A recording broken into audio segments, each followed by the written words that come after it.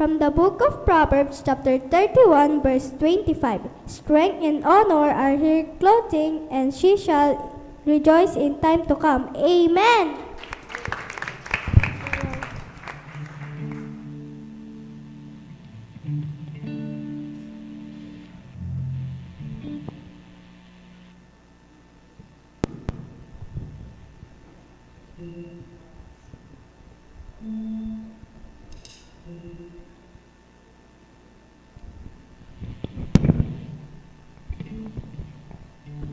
Praise the Lord po.